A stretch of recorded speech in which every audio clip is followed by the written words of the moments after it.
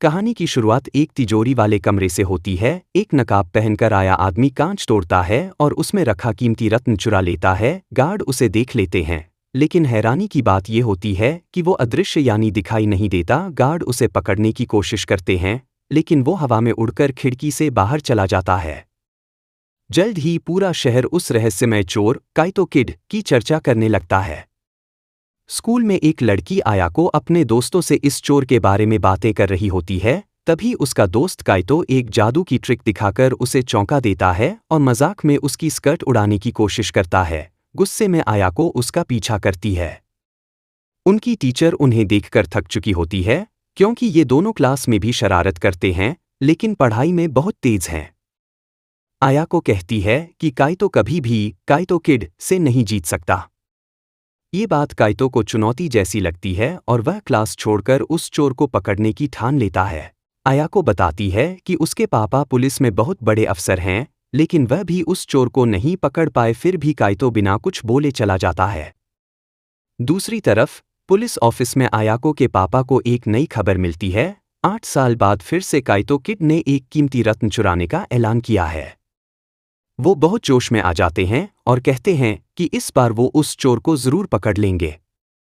काइतो अपने कमरे में बैठकर सोचता है कि अगर कोई उसे जादू में हरा सकता है तो वो सिर्फ उसके पापा ही हो सकते थे। वह अपने पापा की फोटो देखता है और उस दिन को याद करता है जब उसके पापा ने एक पार्टी में जादू दिखाया था और आयाको को बचाया था। उस दिन के बाद उसके पापा ने उसे एक बात सिखाई थी, एक अच्छा जादूगर कभी अपने चेहरे से भावनाएं जाहिर नहीं करता, ठीक वैसे जैसे पोकर खेलने वाला खिलाड़ी। काइतो सोचते सोचते अपने पापा की तस्वीर छूता है। तभी वह तस्वीर घूमती है और काइतो एक छुपे हुए कमरे में गिर जाता है। जब आयाको उसका बैग लौटाने आती है तो उसका कमरा खाली होता है और तस्वीर फिर से ठीक हो चुकी होती है। जैसे ही काइतो उस छुपे कमरे में गिरता है, कमरे की लाइट अपने आप जल जाती है और उसके पापा का एक रिकॉर्ड किया हुआ वीडियो चलने लगता है। उसी समय आयाको काइतो की मम्मी को कॉल करती है और पूछती है कि काइतो की सबसे बड़ी कमजोरी क्या है। उसकी मम्मी बस मुस्कुरा देती है और फोन काट देती है। इधर काइतो को अपने पापा की जादू की पोशाक मिलती है, सफेद रंग की टोपी और कोट। वीडियो में उसके पापा ने बताया होता है कि अगर उसे यह पोशाक मिली है तो अब उसका फर्ज है कि वह जादू की दुनिया में वापस आए। काइतो समझ जाता है कि जो काइतो किड आजकल चोरियां कर रहा है वह असली नहीं है। वह सोचता है कि उसे उस नकली काइतो किड को रोकना होगा। रात में बैंक में सुरक्षा गार्ड पूरी तैयारी में होते हैं, लेकिन फिर भी काइतो किड वहां आ जाता है। वह पुलिस की वर्दी में आता है, बिजली बंद करता है और रत्न चुराकर छत पर भाग जाता है। पुलिस उसे पकड़ने पहुंचती है, लेकिन जब वो पकड़ा जाता है तो पता चलता है कि वो तो सिर्फ एक पुतला डमी है। असल काइतो किड छत पर होता है, लेकिन तभी उसके सामने एक सफेद पोशाक वाला दूसरा जादूगर आ जाता है। वो उसे सस्ते जादू करने वाला कहता है। नीचे पुलिस को खबर मिलती है कि चोर छत पर है। असली काइतो, जो अब सफेद पोशाक में है, अपना मास्क लगाकर उस नकली चोर का सामना करता है। नकली काइतो किड उस पर हमला करता है, लेकिन असली वाला उसकी चाल समझ लेता है और उसका मास्क गिरा देता है, जिससे उसका चेहरा सबको दिख जाता है। पता चलता है कि नकली काइतो किड एक बूढ़ा आदमी है और असली काइतो को देखकर वो हैरान रह जाता है। फिर वह बताता है कि वह उसके पापा का पुराना दोस्त है, उसका नाम जी है। जी कहता है कि उसने नकली चोर बनकर सबका ध्यान खींचा ताकि असली काइतो इस जगह तक आ सके, लेकिन अब वो जान गया है कि उसके पापा की मौत हो चुकी है और सामने खड़ा लड़का काइतो उनका बेटा है। काइतो पूछता है, क्या मेरे पापा वाकई एक चोर थे और क्या उनकी हत्या हुई थी? जी चुपचाप सिर हिलाता है। पुलिस छत पर पहुंचती है, इसलिए दोनों को जल्दी भागना पड़ता है। काइतो जी को छिपने में मदद करता है और खुद ध्यान भटकाने के लिए एक बार फिर उड़ने वाला ग्लाइडर पहनकर वहां से उड़ जाता है। काइतो जब घर लौटता है तो उसे छत पर एक अजनबी खड़ा हुआ दिखता है, जो बस उसे देख रहा होता है। घर में उसकी मम्मी चिकाजे काइतो और आयाको को मछली खाने के लिए बुलाती है। आयाको उसे जबरदस्ती मछली खिलाना चाहती है, जबकि काइतो को मछली बिल्कुल पसंद नहीं है। लेकिन वह कुछ कहता नहीं, बस पोकर फेस बनाकर खाने की कोशिश करता है। इसी दौरान वह रत्न जो उसने चुराया था मछली के मुंह में चला जाता है। यह देखकर आयाको के पापा नाकामोरे बेहोश हो जाते हैं। इसके बाद कुछ ही दिनों में काइतो 5 और कीमती रत्न चुरा लेता है। हर बार वो पुलिस को चकमा दे देता है। हर चोरी के बाद वह रत्नों को ध्यान से देखता है और कुछ समय बाद उन्हें वापस भी कर देता है। फिर एक दिन काइतो को एक अजीब फोन कॉल आता है। फोन करने वाला कहता है कि तुमने अभी तक वो रत्न नहीं चुराया है जिसकी हमें जरूरत है, इसलिए तुम जिंदा हो, लेकिन अगर अगली बार हमारे रास्ते में आए तो तुम्हें सीधा मौत मिल जाएगी। काइतो हैरान हो जाता है। वह ये बात जी को बताता है। जी उसे सावधान रहने को कहता है और कुछ नए जादू के सामान भी देता है जो उसके पापा के खास दोस्त प्रोफेसर ने बनाए हैं। अगले दिन स्कूल में आयाको काइतो को बताती है कि आज उसका 17वां जन्मदिन है। काइतो उससे मजाक करता है कि उसका सीना एक कटिंग बोर्ड जैसा सपाट है। ये सुनकर आयाको बहुत गुस्सा हो जाती है। फिर काइतो मजे में कहता है, तूने बर्थडे गिफ्ट नहीं दिया। आयाको कहती है, अगर तुझे गिफ्ट चाहिए तो जाकर काइतो किड को पकड़कर ला, वो इंसान मेरे पापा की नींद उड़ाकर रखता है। काइतो थोड़ी देर चुप हो जाता है क्योंकि असल में वो खुद काइतो किड है। वह सोचने लगता है कि उसने सिर्फ अपने पापा की मौत की सच्चाई जानने के लिए यह सब शुरू किया था, लेकिन अब उसके अपने करीबियों को ही तकलीफ हो रही है। रात को वह फिर से पोशाक पहनकर तैयार होता है। तभी उसे अपने पापा की बात याद आती है, कभी भी लोगों को पहले से अपनी चाल मत बताओ। वह ये बात ध्यान में रखता है और फिर अगले मिशन पर निकल पड़ता है। बैंक के अंदर इंस्पेक्टर नाकामोरे एक कीमती नीले रत्न की सुरक्षा के लिए पूरी तैयारी करते हैं। रत्न को एक मजबूत पिंजरे में रखा गया है और उसके चारों ओर लेजर किरणें लगी होती हैं। छत से काइतो चुपचाप नीचे झांकता है। वह एक गुब्बारे जैसा डमी पिंजरे में गिराता है जिससे पुलिस को लगता है कि चोर अंदर घुस आया है। वे बिजली काट देते हैं ताकि उसे पकड़ सकें। इसी मौके का फायदा उठाकर असली काइतो चुपचाप रत्न चुरा लेता है और छत की ओर भागता है। इंस्पेक्टर नाकामोरे को लगता है कि अब वो काइतो को पकड़ लेंगे क्योंकि उन्होंने रत्न में एक ट्रैकर लोकेशन बताने वाला यंत्र लगा रखा था। छत पर काइतो उड़ने की तैयारी कर ही रहा होता है कि तभी वही अजनबी आदमी फिर से सामने आ जाता है, वही जिसने पहले फोन पर धमकी दी थी। वो आदमी सोचता है कि काइतो ही उसके पुराने दुश्मन तुइची का बेटा है और उससे कहता है कि रत्न उन्हें दे दे। काइतो पूछता है, तुम इन रत्नों को क्यों चुराना चाहते हो? वो आदमी जवाब देता है कि इन खास रत्नों में अमर होने की शक्ति हो सकती है और अगर कोई उस खास रत्न को चांद की रोशनी में रखे तो उसके आंसू से अमरता मिल सकती है। वो रत्न छीनने की कोशिश करता है और काइतो पर गोली चला देता है। काइतो इमारत से नीचे गिर जाता है। कुछ देर बाद आयाको अपनी बर्थडे पार्टी में होती है। उसकी सहेलियां मजाक करती हैं कि उसका बॉयफ्रेंड तो आया ही नहीं, लेकिन अंदर ही अंदर आयाको उम्मीद कर रही होती है कि काइतो आएगा। दूसरी ओर वो रहस्यमय लोग चुराया गया रत्न अपने नेता को देते हैं। नेता उसे चांदनी में चमकाता है यह देखने के लिए कि क्या उसमें से पेंडोरा नाम का लाल रत्न दिखाई देगा, लेकिन जैसे ही वे रत्न को ऊपर उठाते हैं ऊपर से सिर्फ एक कागज का टुकड़ा गिरता है। वह कागज बताता है कि असली रत्न तो काइतो के पास है और यह जो उनके पास है वह नकली है। असली रत्न को काइतो ने अपनी जैकेट के अंदर छुपा लिया था। इसी से वह गोली लगने से बचा। गुंडे गुस्से में काइतो पर गोलियां चलाने लगते हैं, लेकिन काइतो चालाकी से उनके बॉस को गिरा देता है और भाग जाता है। बॉस को सिर्फ एक नकली रत्न मिलता है और तभी पुलिस की टीम उनकी लोकेशन ट्रैक कर लेती है। वह आदमी सीक्रेट टनल से भाग जाता है। इंस्पेक्टर नाकामोरे असली रत्न वापस लाते हैं और खुश होकर पार्टी में चले जाते हैं, लेकिन उन्हें याद ही नहीं रहता कि आज उनकी बेटी आयाको का जन्मदिन है। पार्टी में आयाको दुखी बैठी होती है। उसे लगता है कि काइतो भी उसे भूल गया, लेकिन तभी उसका फोन बजता है। काइतो उसे खिड़की से बाहर देखने को कहता है। जब वह बाहर देखती है सामने की बिल्डिंग पर लिखा होता है हैप्पी बर्थडे आयको। फिर खूबसूरत आतिशबाजी है। ये सब जी ने काइतो की मदद से तैयार करवाया होता है। आयाको मुस्कुरा देती है और मन ही मन काइतो को धन्यवाद कहती है।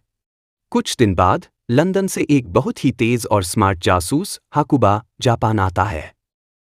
मीडिया उसे बहुत पसंद करने लगती है क्योंकि वह अब तक कई बड़े चोरों को पकड़ चुका है। इंस्पेक्टर नाकामोरे को ये बात अच्छी नहीं लगती क्योंकि लोग अब उसकी जगह हाकुबा की तारीफ करने लगे हैं। उधर काइतो स्केटिंग, बर्फ पर फिसलना सीखने की कोशिश करता है लेकिन बार बार गिर जाता है। आयाको उसकी मदद करती है लेकिन वो हर बार मछली की तरह फिसलता रहता है। काइतो को एक पेंटिंग में एक रत्न होने का शक है जो बर्फ वाले इस रिंक स्केटिंग मैदान में है। रात को हाकुबा इंस्पेक्टर नाकामोरे से मिलता है और उसे बताता है कि उसे काइतो किड को पकड़ने में दिलचस्पी है। वह उससे कुछ जरूरी सवाल पूछता है जो नाकामोरे खुद कभी सोच ही नहीं पाया था।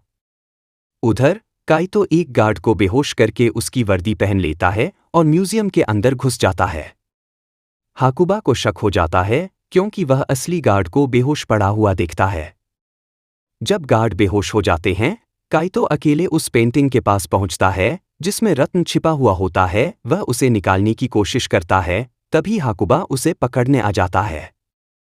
हाकुबा उसे बताता है कि उसने पहले ही सभी रास्ते बंद करवा दिए हैं, अब कोई भाग नहीं सकता। लेकिन काइतो बड़ी चालाकी से अपना ग्लाइडर, उड़ने वाली डिवाइस, निकालकर ऊपर उड़ जाता है। तेज हवा उसे एक दूसरी इमारत की छत पर फेंक देती है और वह मुश्किल से संभलता है। पुलिस उसके पीछे दौड़ती है लेकिन काइतो उन्हें एक डमी पुतले से धोखा देकर स्केटिंग रिंक की तरफ भटका देता है। इंस्पेक्टर नाकामोरे उस डमी को देखकर सोचते हैं ये असली काइतो किड नहीं हो सकता क्योंकि असली वाला इतना बेवकूफ होकर नहीं गिरता। इस बीच असली काइतो आराम से वहां से निकल जाता है।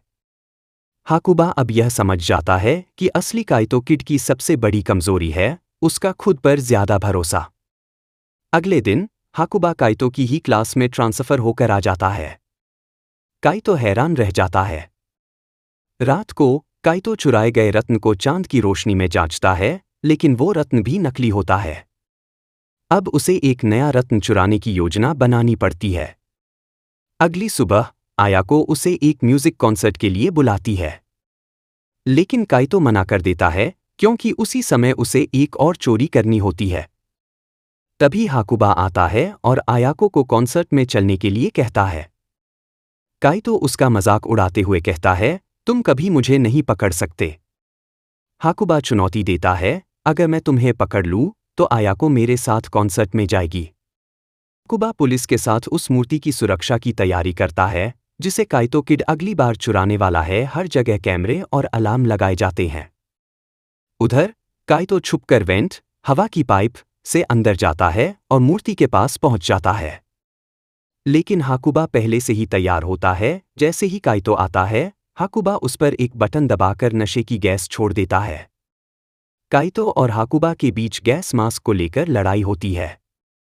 दोनों मास्क के लिए खींचतान करते हैं जबकि पुलिस भी नीचे की तरफ आ रही होती है। नीचे पहुंचने पर पुलिस को काइतो एक गड्ढे में फंसा हुआ दिखता है और हाकुबा जीत की मुस्कान लिए खड़ा होता है। हाकुबा टीवी पर इंटरव्यू देने चला जाता लेकिन तभी वह अचानक एक जादू की छड़ी निकालता है जो एक बड़ा गुब्बारा बन जाती है और वह मूर्ति के साथ उड़ने लगता है। पुलिस हैरान रह जाती है। असल में यह काइतो था जिसने हाकुबा का भेष बना लिया था। उसने उसी गैस के समय अपना रूप बदल लिया था।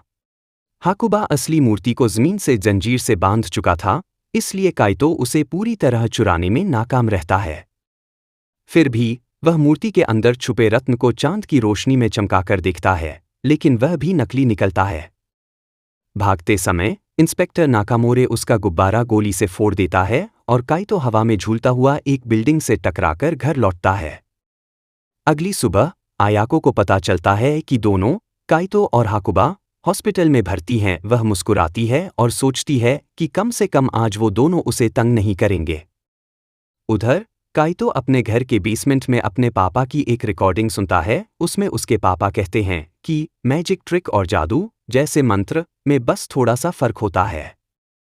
काइतो हंसते हुए कहता है जादू वादू असली नहीं होते। उधर एक नई लड़की आकाको शीशे में खुद को देख रही होती है और सोचती है कि वह दुनिया की सबसे सुंदर लड़की है, एक असली रानी जैसी। लेकिन उसका जादुई शीशा कहता है तू कितनी भी सुंदर हो, काइतो किड तुझसे कभी प्यार नहीं करेगा। ये सुनकर आकाको गुस्से में आ जाती है और तय करती है कि अब वह काइतो को अपने प्यार में जरूर फंसाएगी। अगले दिन स्कूल में आयाको सपना देखती है कि वह काइतो को चॉकलेट दे रही है, लेकिन असल जिंदगी में वो बहुत घबरा जाती है और चॉकलेट नहीं दे पाती। तभी क्लास में एक नई लड़की आती है। उसका नाम होता है आकाको। वह बहुत सुंदर और आत्मविश्वास से भरी होती है। क्लास के लड़के तुरंत उस पर फिदा हो जाते हैं। काइतो क्लास में एंट्री करता है और सब लड़कियां उसे चॉकलेट देने लगती हैं क्योंकि वो वैलेंटाइन डे का दिन होता है। उसके पास ढेर सारी चॉकलेट्स जमा हो जाती हैं।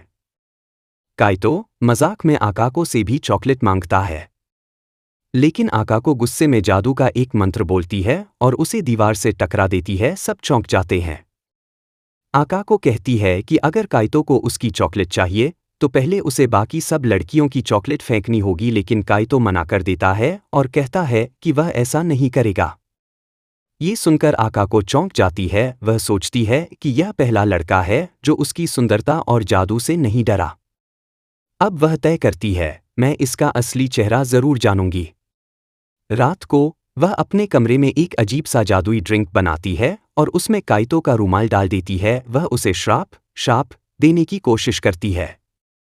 अगली सुबह काइतो को सर्दी लगने लगती है और वह छींकता है।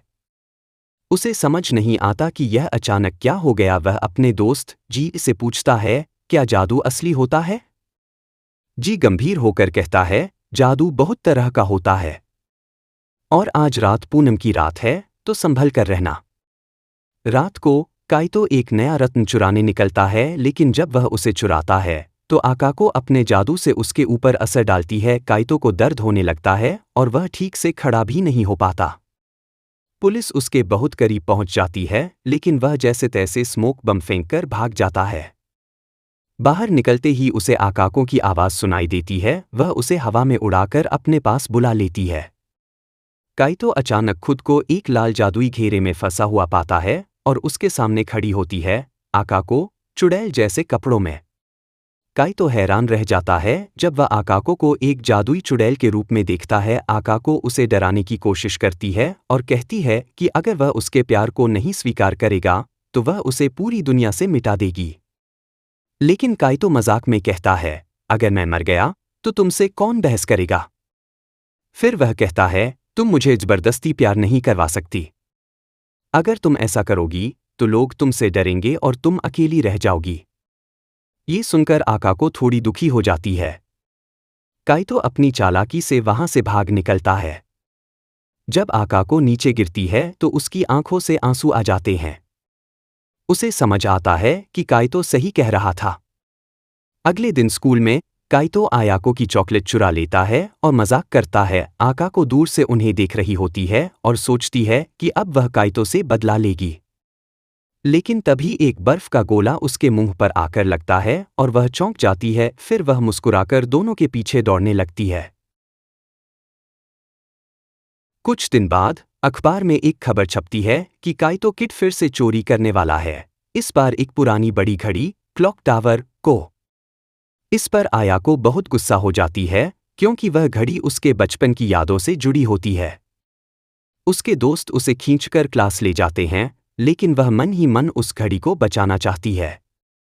उधर आकाको काइतो से कहती है कि उसे एक जादुई भविष्यवाणी मिली है, पूरब से आने वाली रोशनी सफेद कपड़े पहनने वाले को खत्म कर देगी। काइतो थोड़ा डर जाता है, लेकिन कुछ नहीं कहता। इंस्पेक्टर नाकामोरे भी तैयारी में लग जाते हैं। उन्हें लगता है कि चोर इस बार उस क्लॉक टावर में छिपे रत्नों को चुराना चाहता है। लेकिन असली बात यह होती है कि टावर का मालिक ही नकली रत्न लगाकर असली बेच चुका होता है और वह सोचता है कि अब वह काइतो को फंसा देगा। काइतो गार्ड की पोशाक में छिपकर अंदर घुस जाता है। आकाको हेलीकॉप्टर की तरफ इशारा करती है और कहती है कि शायद वही पूर्व की रोशनी है जो काइतो को खत्म कर सकती है। हेलीकॉप्टर से एक लड़का बात करता है। वह कहता है कि वह जासूस शिनिची है और अब काइतो को पकड़कर दिखाएगा।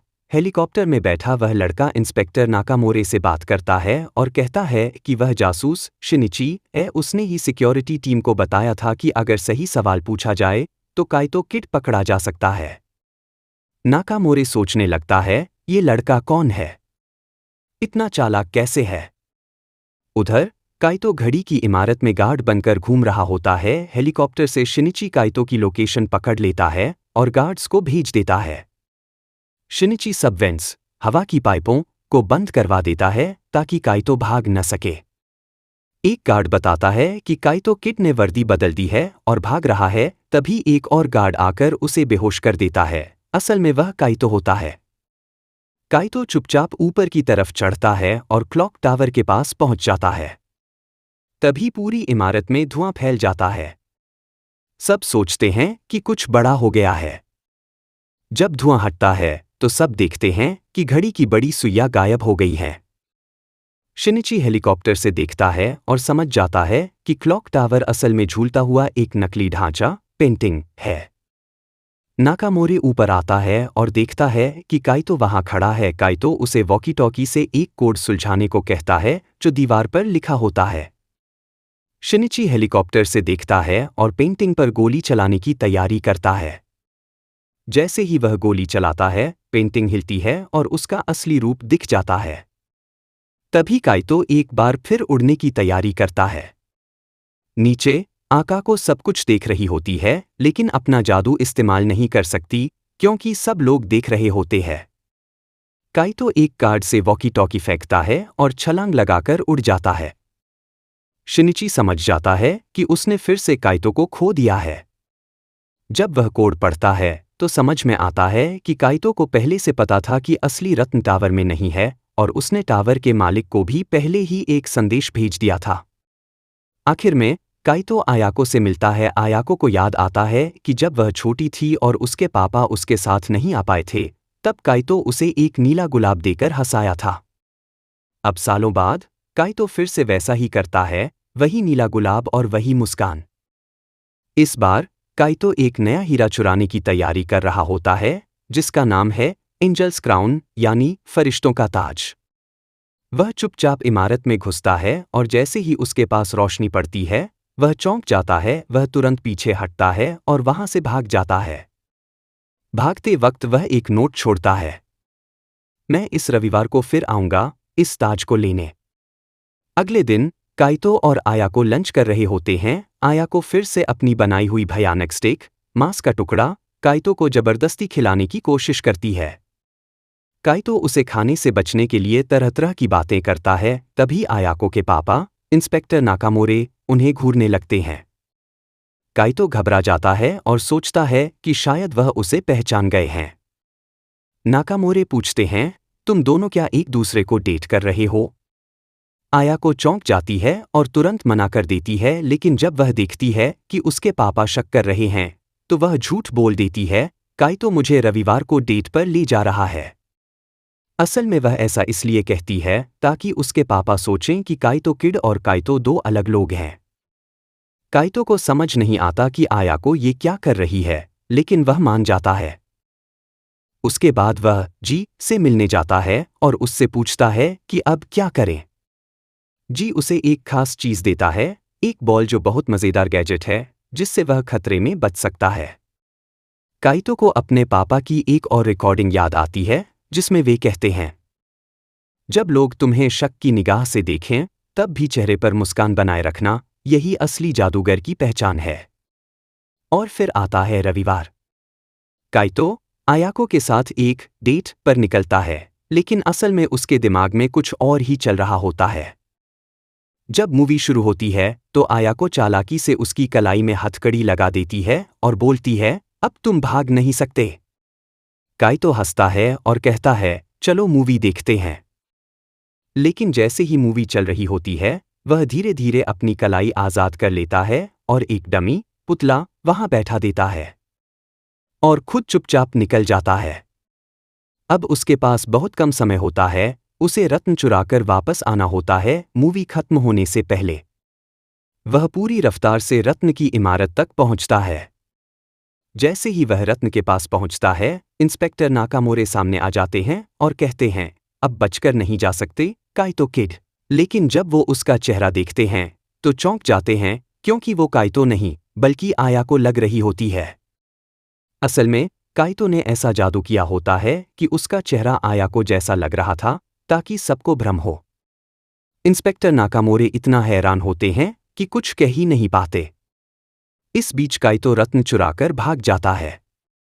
अब मूवी खत्म होने में बस 2 मिनट बाकी होते हैं। काइतो फटाफट एक रोलर कोस्टर, झूले वाली ट्रेन, पर चढ़ता है और उसी की मदद से मूवी थिएटर की छत तक पहुंचता है।